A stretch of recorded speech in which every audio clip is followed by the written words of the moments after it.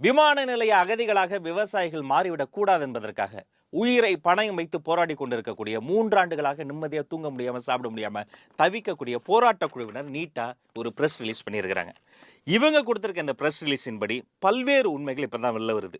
பரந்தூர் பகுதியில் லேண்டில் முதலீடு செய்திருக்கக்கூடிய வெளியூர் நபர்களை, அதாவது இந்த ஊருக்கு அவங்களுக்கு சம்மந்தமே கிடையாது, ரியல் எஸ்டேட்டாக வாங்கி போட்டவங்களை மாவட்ட நிர்வாகம் வாகன மற்றும் உணவு ஏற்பாடு செய்து அழைத்து வந்து வலுக்கட்டாயமாக அவர்களுடைய நிலங்களை பத்திரப்பதிவு செய்து வருகின்றனர்.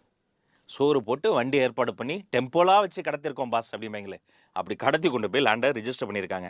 இதன் மூலம் பரந்தூர் புதிய விமான நிலைய திட்டத்திற்காக பரந்தூர் பகுதி விவசாய மக்கள் நிலங்களை கொடுக்க முன்வந்து விட்டனர் என்ற மாய தோற்றத்தை உருவாக்க தமிழ்நாடு அரசு முயற்சிப்பதை பரந்தூர் பகுதி விவசாய மக்கள் ஒருபோதும் மன்னிக்க மாட்டார்கள்.